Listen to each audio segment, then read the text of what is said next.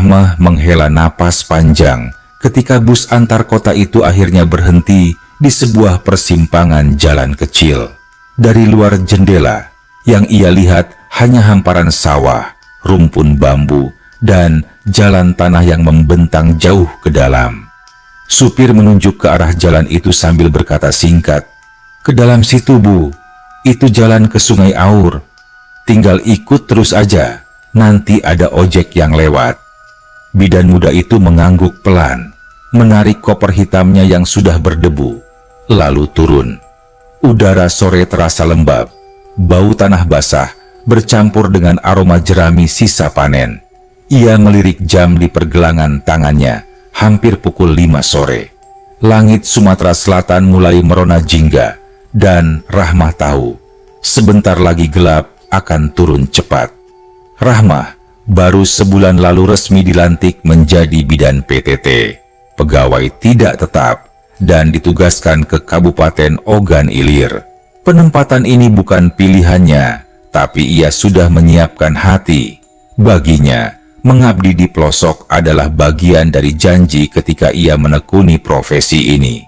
Namun, jujur saja, sejak menerima surat tugas bertuliskan Desa Sungai Aur, ia sama sekali belum bisa membayangkan bagaimana wujud desa itu. Seorang bapak-bapak tua yang mengendarai motor berhenti tak jauh darinya. "Ke Sungai Aur, Nak?" tanyanya ramah. Rahmah buru-buru mengangguk. "Pas sekali, Pak. Saya bidan baru, ditugaskan di sana." Wajah bapak itu terlihat terkejut sesaat, lalu tersenyum. "Alhamdulillah. Akhirnya, ada juga yang ditempatkan lagi. Ayo, mari, saya antar. Kebetulan rumah saya juga di Sungai Aur." Rahmah menaiki motor itu dengan hati-hati. Jalan tanah yang mereka lalui terasa sepi. Sesekali melewati kebun karet, sesekali hutan kecil dengan pohon-pohon besar menjulang. Suara jangkrik mulai nyaring. Lampu motor menjadi satu-satunya cahaya yang membelah gelap ketika senja semakin surut. Sekitar 30 menit kemudian, mereka sampai di gapura sederhana bertuliskan "Selamat datang di Desa Sungai Aur." Di balik gapura, rumah-rumah kayu berjajar rapi. Sebagian beratap seng, sebagian masih anyaman bambu. Anak-anak kecil berlarian di jalanan tanah, membawa bola plastik. Suasana terasa damai, meski sekaligus asing bagi Rahmah. Bapak pengojek itu menurunkan Rahmah di depan sebuah bangunan kecil yang tampaknya balai desa. Di sanalah beberapa orang sudah menunggu. Pak Kepala Desa, seorang perangkat, dan beberapa ibu-ibu yang tampak antusias. Mereka menyambut Rahmah dengan ramah, menyalaminya, dan langsung mengajak duduk. "Selamat datang, Bu Bidan Rahmah," kata Pak Kepala Desa, seorang pria berusia 50-an dengan wajah teduh. "Kami senang sekali akhirnya ada tenaga kesehatan yang mau ditempatkan di desa kami." Rahmah tersenyum sopan. "Terima kasih, Pak. Mohon bimbingannya. Saya siap membantu sebisa saya." Obrolan berlangsung singkat, namun kemudian Pak Kepala Desa menarik napas panjang. "Ada satu hal yang ingin kami sampaikan, Bu. Sebenarnya rumah dinas bidan sedang dibangun.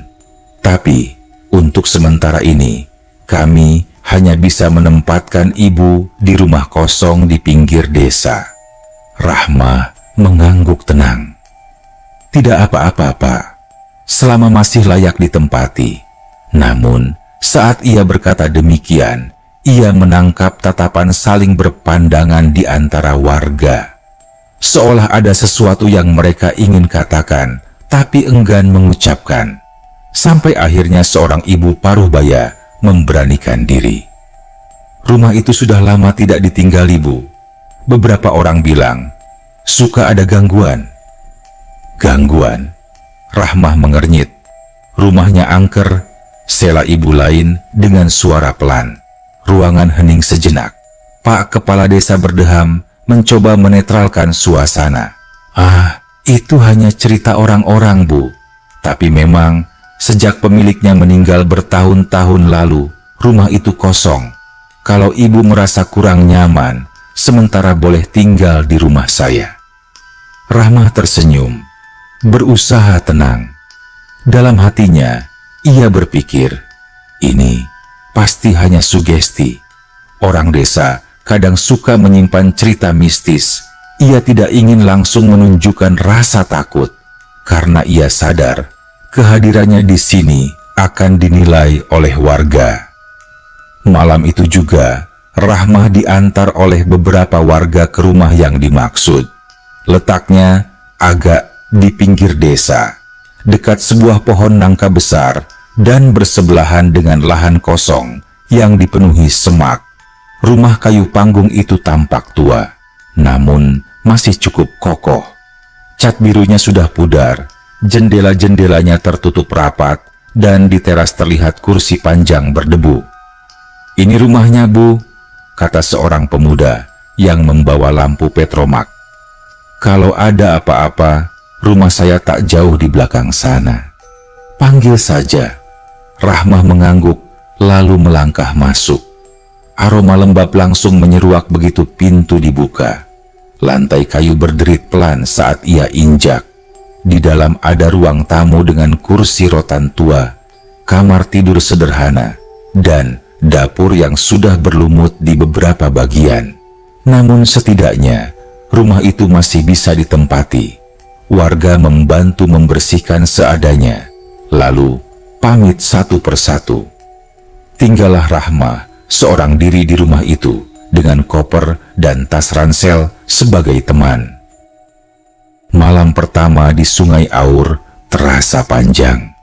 Rahmah menyalakan lampu minyak karena listrik hanya menyala terbatas di desa itu. Ia menyiapkan tempat tidur seadanya, lalu mencoba memejamkan mata. Namun, entah mengapa, sulit sekali tidur. Dari arah dapur, ia merasa mendengar bunyi seperti langkah kaki pelan. Rahmah menegakkan badan. Mungkin tikus, pikirnya. Ia mencoba mengabaikan, menutup mata kembali. Tapi, suara itu berulang. Lalu disusul bunyi engsel pintu yang berderit perlahan, seakan ada yang membukanya sendiri. Degup jantung Rahmah semakin cepat. Ia bangkit, membawa senter, lalu menelusuri dapur.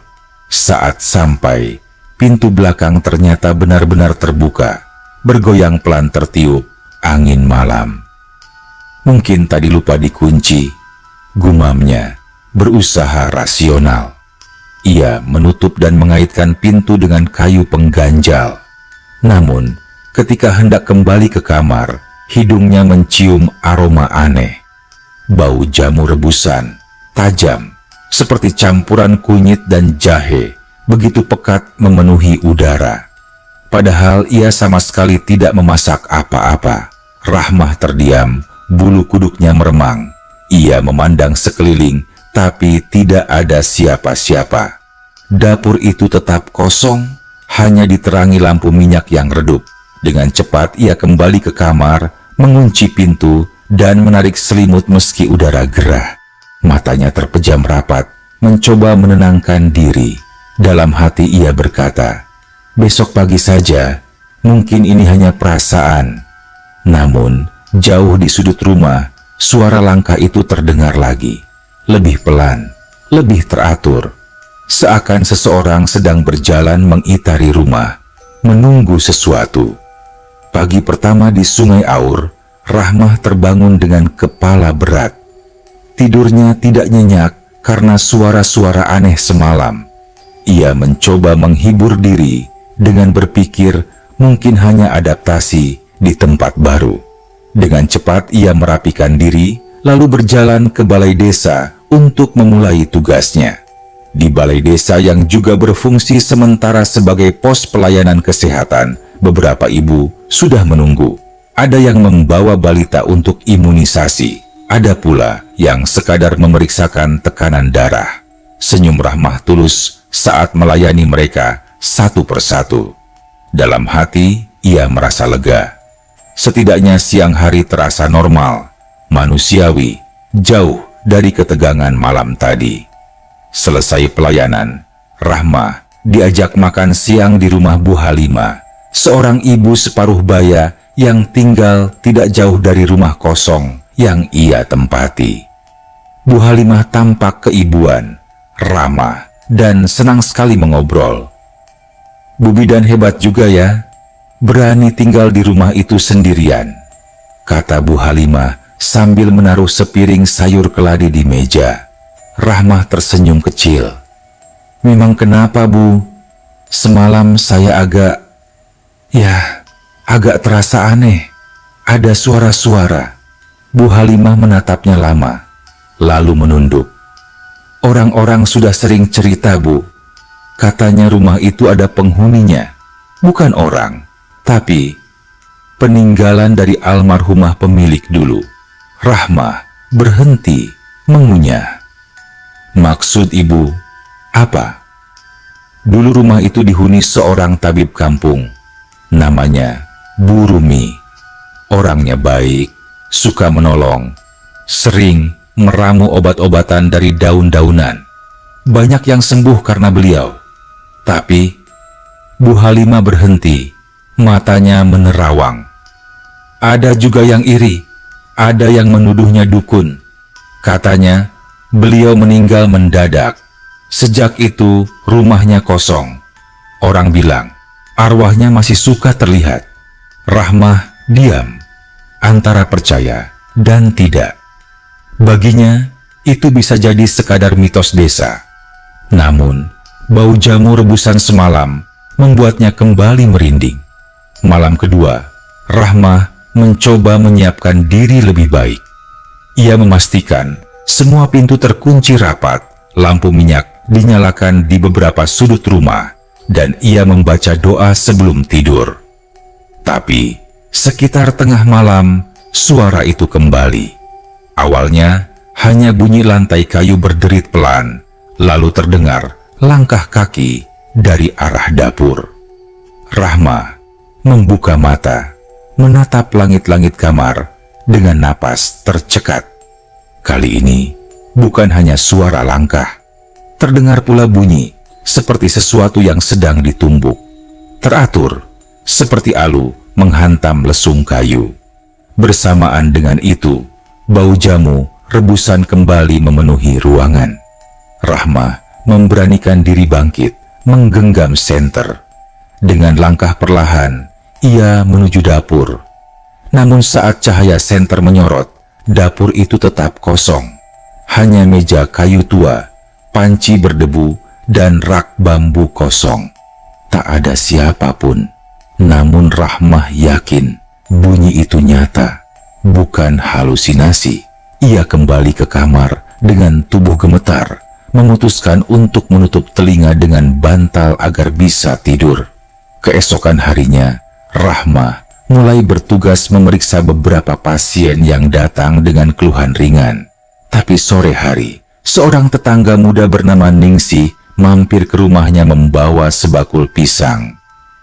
"Ini, Bu Bidan, rezeki dari kebun," katanya ramah. Rahmah berterima kasih, lalu mengajaknya duduk sebentar di teras. Mereka mengobrol ringan tentang desa. Namun, tiba-tiba, Ningsih menatap ke dalam rumah, wajahnya pucat. "Ada siapa di dalam, Bu?" tanyanya pelan. Rahmah menoleh. "Tidak ada siapa-siapa, hanya kita berdua." Ningsih menelan ludah, lalu tersenyum kikuk. "Mungkin saya salah lihat. Seperti ada nenek duduk di kursi rotan dalam." Rahmah tercekat. Ia tidak ingin menakuti dirinya sendiri, tapi jelas tatapan Ningsih tadi serius. Malam ketiga, Rahmah merasa sudah terbiasa dengan suara-suara itu. Tapi ada hal baru yang membuatnya semakin bingung. Saat ia hendak menulis laporan harian di meja kerja kecil yang ia bawa, tiba-tiba menemukan seikat daun kering tergeletak di atas kertasnya. Daun itu berwarna coklat pucat, namun mengeluarkan aroma wangi menusuk. Rahmah mengerutkan dahi. Ia yakin Sebelum keluar sore tadi, meja itu kosong. Tidak ada siapapun yang masuk ke rumahnya.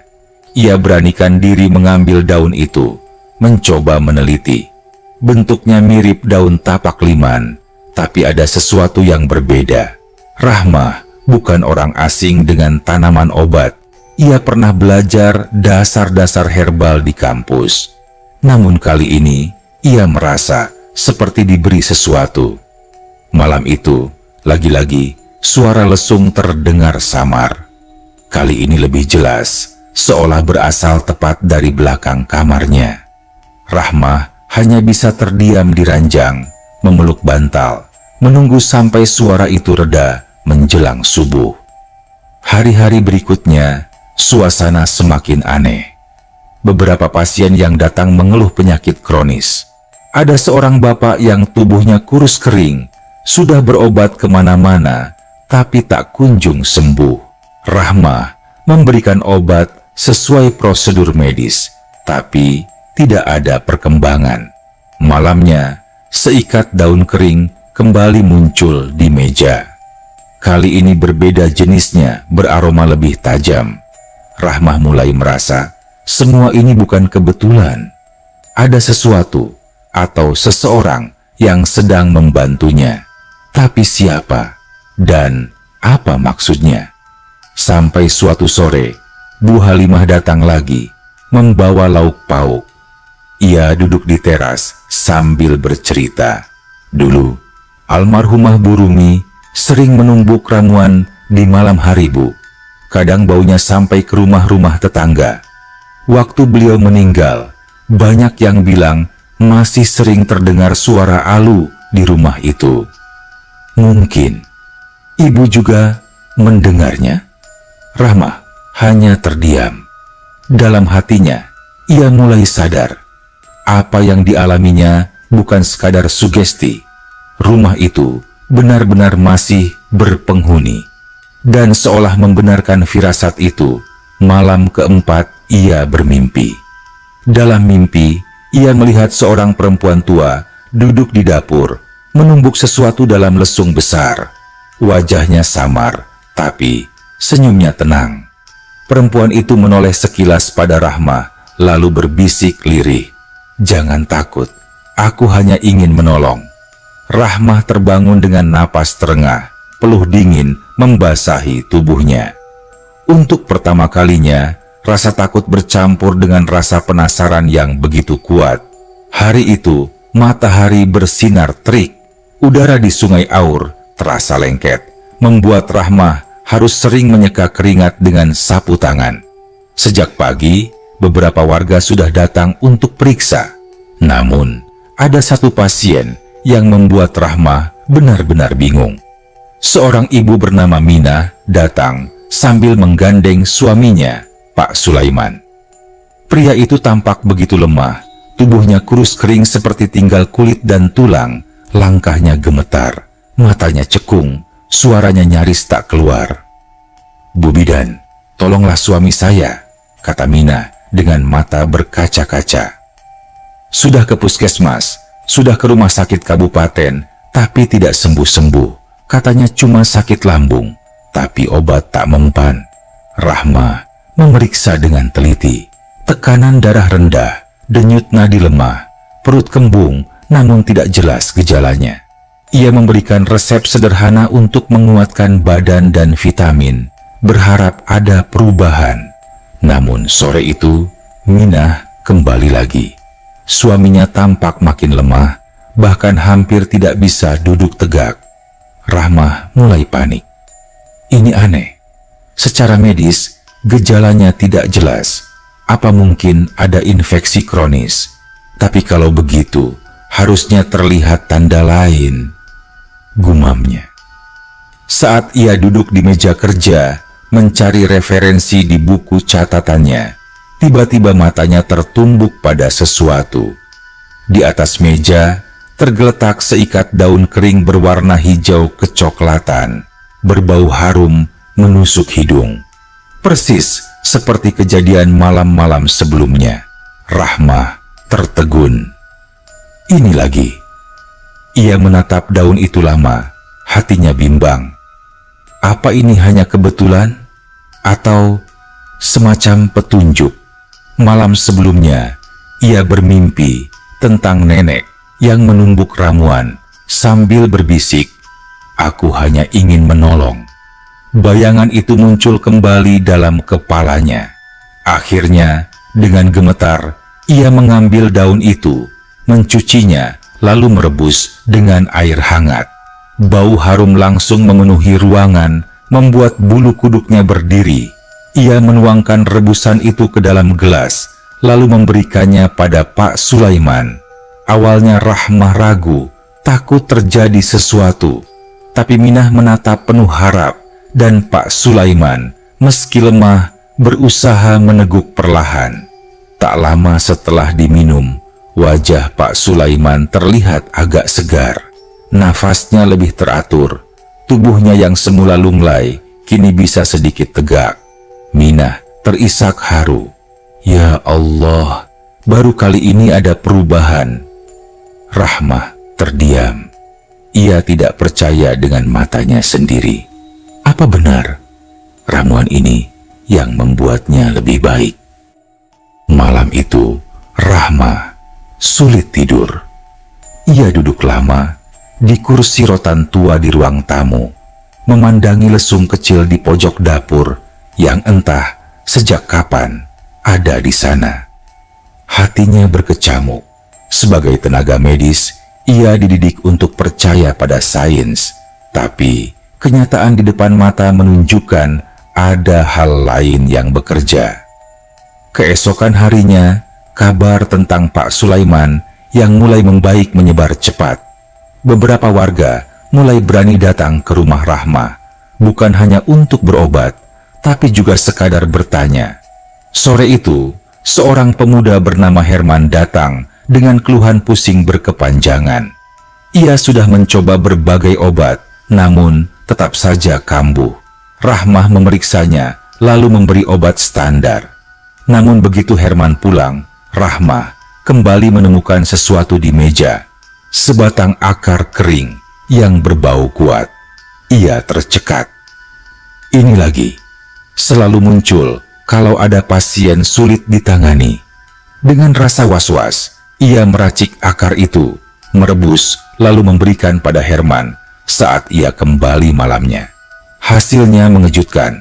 Pusing, Herman berkurang drastis.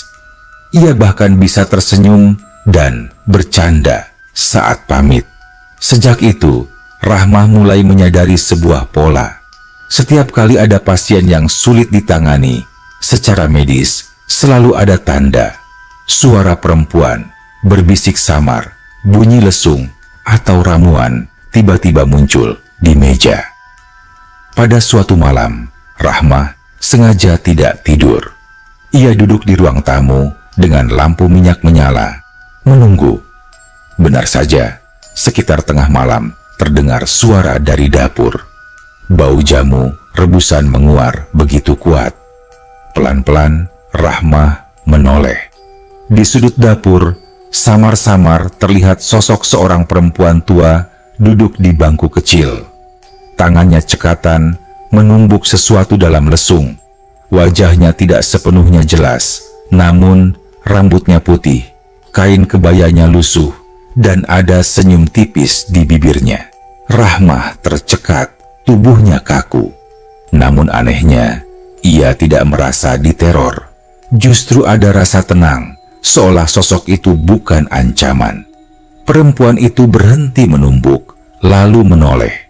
Bibirnya bergerak, meski suaranya lirih sekali, nyaris tak terdengar. "Lanjutkan, nak. Jangan takut."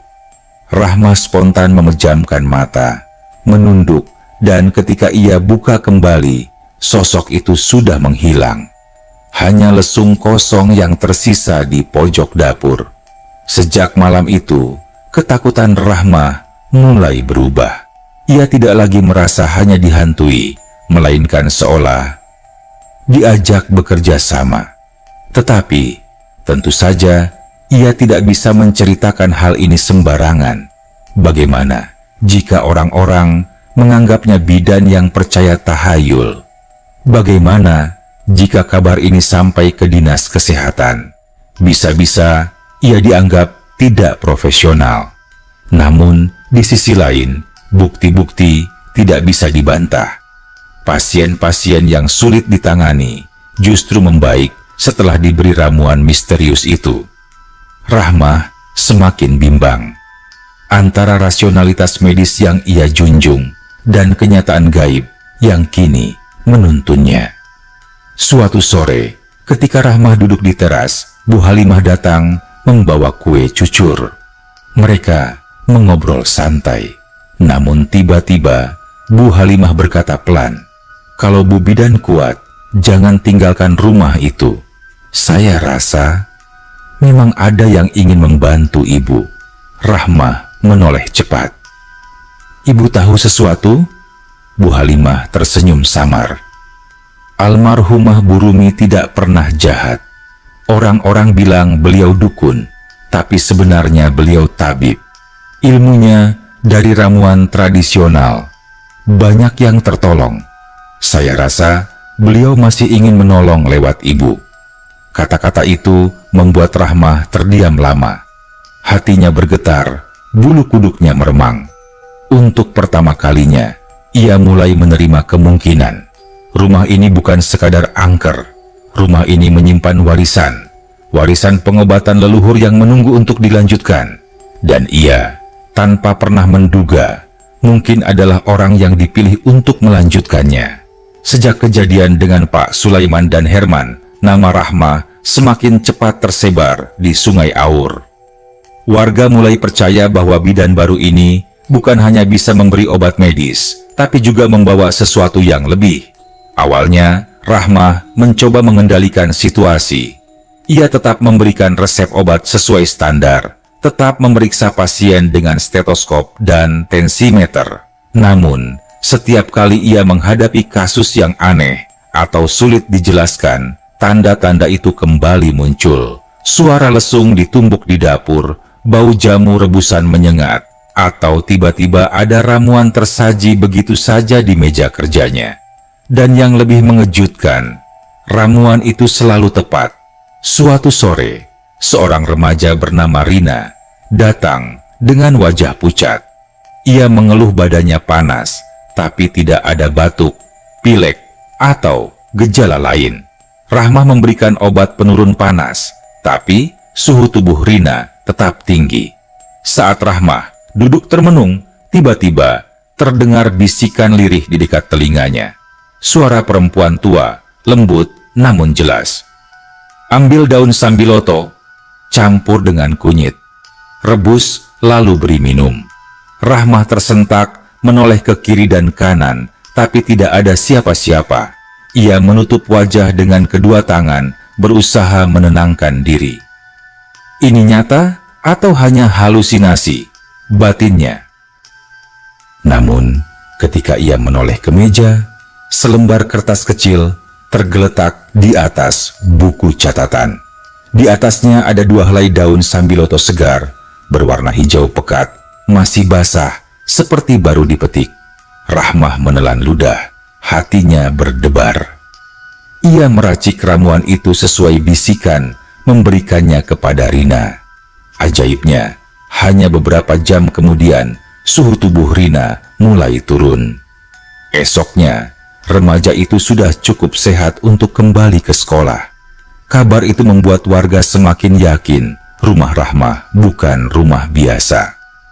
Malam hari, ketika Rahmah duduk di teras sambil menulis laporan, seorang bapak bernama Yahya menghampiri. Ia menunduk penuh hormat. "Bu Bidan, saya tahu ini aneh, tapi sejak dulu kami percaya rumah ini memang tempat penyembuhan. Waktu masih ada Bu Rumi, orang-orang dari desa lain pun datang jauh-jauh untuk minta obat. Sekarang, sepertinya beliau kembali lewat Ibu." Rahmah terdiam. Ia ingin menolak, ingin berkata bahwa semua ini hanya kebetulan. Tapi hatinya tidak bisa bohong. Ia juga merasakan ada sesuatu di rumah itu, sesuatu yang nyata. Gangguan di malam hari pun semakin jelas. Suara langkah kaki kini tidak lagi samar, melainkan terdengar seperti seseorang berjalan mondar-mandir di ruang tamu. Kadang, kursi rotan bergoyang sendiri, atau pintu terbuka perlahan meski sudah dikunci rapat. Namun yang paling membuat bulu kuduk Rahmah berdiri adalah satu malam ketika ia hendak ke dapur untuk mengambil air. Dari jauh, ia melihat bayangan samar seorang perempuan tua duduk di kursi rotan.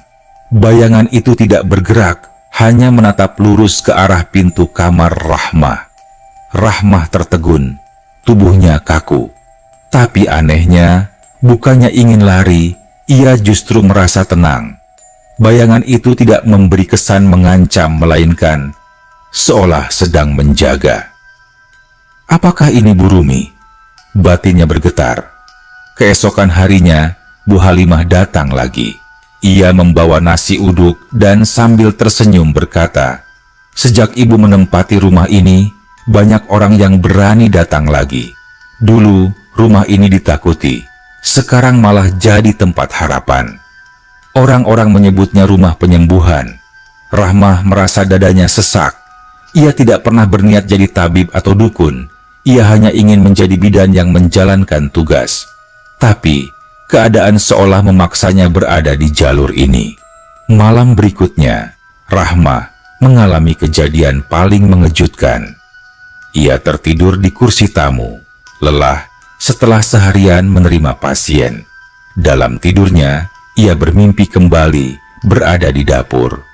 Ada perempuan tua, berambut putih, lebih jelas dari sebelumnya, duduk menumbuk ramuan.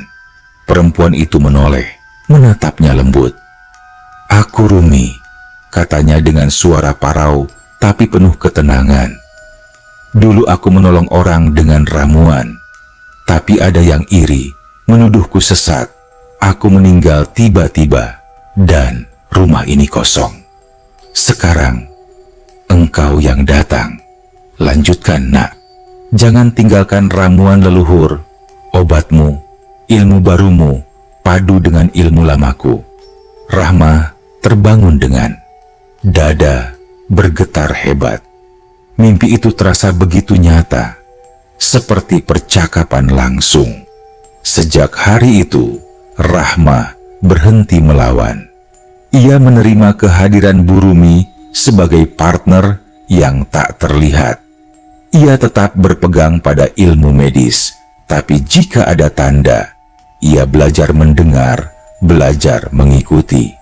Rumah kosong yang dulu dianggap angker kini ramai didatangi orang.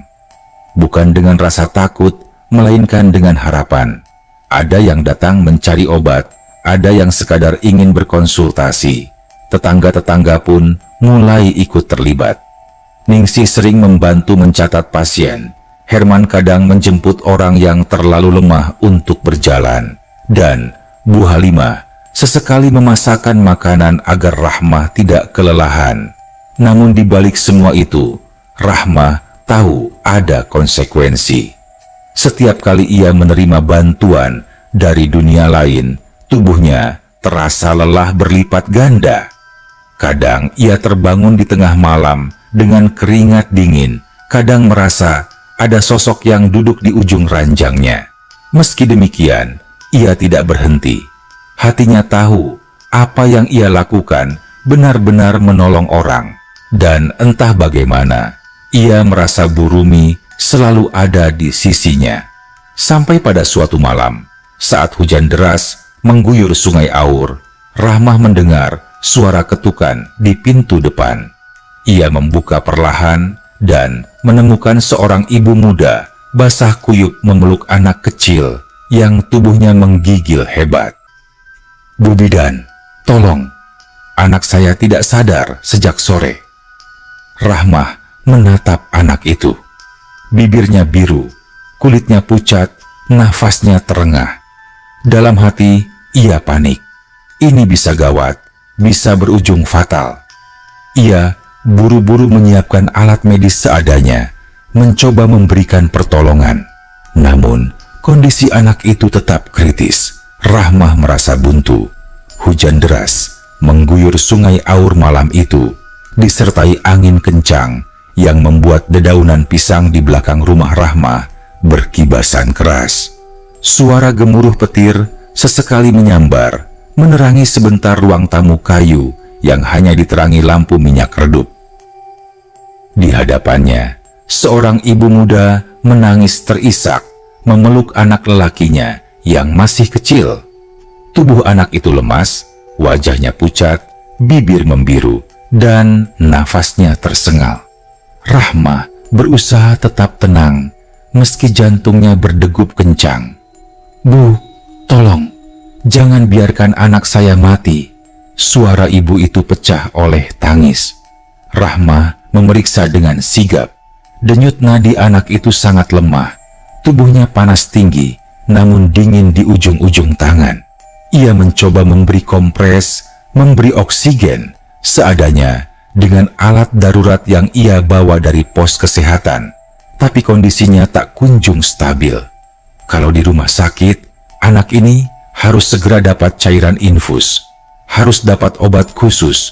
Tapi di sini, semua terbatas. Pikir Rahmah dalam hati, hampir putus asa. Di tengah kepanikan itu, suara terdengar dari arah dapur. Kali ini lebih keras, lebih tegas, seperti tanda yang tak bisa diabaikan. Bau jamu rebusan merebak begitu kuat, menusuk hingga membuat Rahmah hampir terbatuk. Ia menoleh dengan mata terbelalak. "Tidak, jangan sekarang," bisiknya lirih. Namun, ketika ia melangkah ke dapur, Rahmah membeku.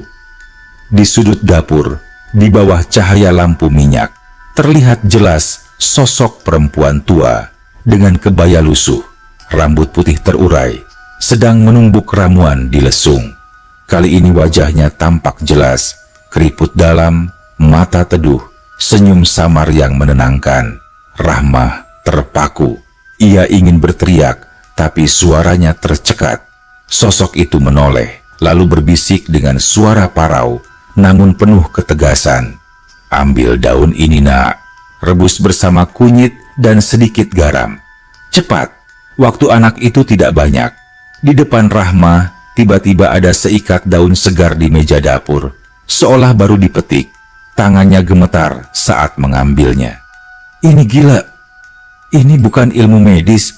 Kalau aku salah, bisa membahayakan," batinnya. Tapi terbayang wajah pucat anak kecil itu, terbayang tangisan ibunya. Dan jauh di dalam hati, ada bisikan lain yang membuatnya percaya. Ramuan ini bukan sekadar tahayul. Rahmah segera merebus ramuan itu di panci kecil. Aroma kuatnya memenuhi ruangan. Ia menuangkannya ke dalam gelas, lalu kembali ke ruang tamu. "Bu, tolong bantu saya. Sedikit demi sedikit, beri minum anaknya," ucap Rahmah dengan suara bergetar. Ibu itu menuruti, meski ragu. Cairan hangat itu perlahan diteteskan ke mulut anak kecil. Awalnya tak ada reaksi. Waktu terasa berjalan sangat lambat, hanya suara hujan deras dan isak tangis yang terdengar. Tapi setelah beberapa menit, anak itu mulai tersedak pelan, lalu batuk kecil. Bibirnya yang tadi membiru perlahan memerah kembali. Nafasnya lebih teratur, dadanya naik turun lebih stabil. "Ya Allah, anakku," jerit sang ibu, memeluk erat bocah itu yang kini matanya mulai terbuka samar. Rahmah tertegun, air matanya mengalir tanpa sadar. Campuran antara lega, haru, sekaligus takut dengan apa yang baru saja terjadi. Ia tahu, ini bukan hanya karena tangannya. Ada kekuatan lain yang ikut campur. Malam itu, setelah ibu dan anak itu pulang dengan kondisi membaik, Rahmah duduk sendiri di ruang tamu. Hujan sudah reda, hanya suara sisa tetesan air dari atap seng. Lampu minyak berkelip, membuat bayangan di dinding bergerak-gerak. Lalu, Dari sudut ruangan, sosok Bu Rumi kembali muncul. Kali ini lebih dekat, duduk di kursi rotan berdebu. Senyumnya lembut, matanya redup tapi hangat. Rahmah memberanikan diri berbicara, suaranya bergetar. "Siapa sebenarnya ibu? Apa maunya dari saya?" Sosok itu menatapnya lama. "Aku bukan ingin menakutimu, Nak. Aku hanya ingin menolong. Dulu, aku tabib kampung. Orang-orang datang mencari ramuan dan banyak yang sembuh. Tapi ada yang iri. Mereka bilang, aku dukun. Aku meninggal tiba-tiba sebelum sempat mengajarkan semua ilmu. Rumah ini lalu kosong, ditakuti orang. Padahal, aku hanya ingin tetap menolong." Rahmah menggigit bibir, air matanya jatuh lagi. "Tapi kenapa saya? Saya hanya bidan. Saya percaya pada medis. Bukan hal-hal seperti ini." Bu Rumi tersenyum samar. "Karena engkau tidak menolak, engkau tetap menolong meski takut. Ilmu modernmu dan ramuan tradisionalku berpadu. Jangan tinggalkan, Nak. Jangan takut. Orang-orang butuh engkau." Sosok itu perlahan memudar, meninggalkan hanya aroma jamu yang samar di udara. Rahmah terduduk lama, menutup wajah dengan kedua tangan. Malam itu ia merasa kehidupannya tidak akan pernah sama lagi. Keesokan paginya, kabar penyembuhan anak kecil itu sudah menyebar ke seluruh desa. Orang-orang berbondong-bondong datang ke rumah Rahmah, sebagian dengan wajah penuh harap, sebagian dengan mata berbinar. Mereka tidak lagi menyebut rumah itu angker. Sebaliknya, mereka mulai menyebutnya sebagai rumah penyembuhan. Tetangga-tetangga semakin sering membantu. Ningsih menyiapkan daftar nama pasien. Herman menyalakan petromak di teras setiap malam agar rumah selalu terang. Bu Halimah setia memasak makanan hangat untuk Rahmah. Bahkan Pak Kepala Desa pun datang menyalami Rahmah dengan penuh hormat. "Bibi dan kami berhutang banyak pada ibu. Sejak ibu tinggal di sini, desa ini seperti punya harapan baru," katanya. Rahmah tersenyum kecil, meski hatinya masih diliputi rasa gentar. Ia tahu, semua ini bukan hanya dirinya. Ada sosok lain, sosok yang tak kasat mata, yang seolah berjalan bersamanya. Malam-malam berikutnya, Rahmah sering bermimpi. Dalam mimpinya, Bu Rumi selalu muncul, duduk di dapur sambil menumbuk ramuan. Kadang hanya diam, kadang tersenyum, kadang berbisik lirih. "Lanjutkan, Nak, jangan tinggalkan ramuan leluhur." Dan Rahmah tahu, pesan itu bukan hanya untuk dirinya. Itu adalah warisan yang harus ia jaga. Perpaduan ilmu modern dan tradisi lama yang seolah menemukan jalannya kembali melalui dirinya. Hari-hari setelah malam badai itu membawa perubahan besar bagi desa Sungai Aur. Rumah panggung kayu yang dulu kosong, lembab, dan ditakuti, kini hampir setiap hari ramai didatangi orang. Ada yang sakit ringan, ada yang sakit menahun, bahkan ada pula yang hanya sekadar datang untuk minta doa atau sekadar duduk sebentar di teras berharap tertular berkah. Rahmah semula merasa kewalahan. Ia harus mencatat pasien, menyiapkan obat medis, sekaligus memantau ramuan-ramuan yang tiba-tiba muncul tanpa penjelasan. Tapi lama-kelamaan ia menemukan ritme. Setiap pagi ia membuka layanan medis seperti biasa, dan bila ada kasus sulit yang membingungkan, ia menunggu tanda datang. Yang membuatnya terharu adalah dukungan warga. Tetangga-tetangganya yang dulu hanya sekadar menyapa, kini ikut turun tangan. Ningsih rajin membantu mengatur antrean pasien. Herman sering berkeliling desa untuk menjemput orang yang tidak kuat berjalan, dan Bu Halimah hampir tiap sore membawa makanan hangat agar Rahmah tidak kehabisan tenaga. Bahkan Pak Kepala Desa beberapa kali datang menengok, memastikan Rahmah tidak sendirian. "Jangan sungkan minta bantuan, Bu. Rumah ini sudah bukan rumah kosong lagi. Rumah ini sudah jadi rumah harapan," katanya dengan senyum tulus. Namun, meski semua terlihat indah di permukaan, Rahmah masih sering dihantui pertanyaan dalam hati. Sampai kapan ia bisa bertahan dengan keadaan seperti ini? Apa kata dunia medis bila tahu ia dibantu oleh sesuatu yang tak kasat mata? Jawaban itu perlahan datang melalui mimpi. Hampir setiap malam, Rahmah bermimpi berada di dapur rumah itu. Di sana, Bu Rumi duduk menumbuk ramuan, senyumnya tenang, tatapannya hangat. Kadang ia hanya diam, kadang berbisik lirik, "Jangan takut, Nak. Aku tidak menjeratmu. Aku hanya menitipkan. Lanjutkan. Jangan tinggalkan ramuan leluhur." Mimpi itu begitu nyata, hingga Rahmah sering terbangun dengan perasaan seolah baru saja berbicara langsung dengan seseorang. Suatu malam, Rahmah bermimpi berbeda. Ia berada di tepi sungai Aur yang sesungguhnya airnya mengalir tenang di bawah cahaya bulan. Di seberang, Bu Rumi berdiri dengan kebaya putih, senyum mengembang. "Aku akan pergi jauh," katanya. "Tapi ingatlah, aku tidak pernah meninggalkanmu. Selama engkau terus menolong dengan niat tulus, aku akan ada di sisimu. Engkau tidak sendirian." Rahmah terbangun. Kali ini, hatinya tidak lagi gentar. Ada keteguhan baru dalam dirinya. Keesokan harinya, ia keluar rumah, berdiri di teras sambil memandang desa. Udara pagi sejuk, burung-burung berkicau dari pohon nangka besar di samping rumah.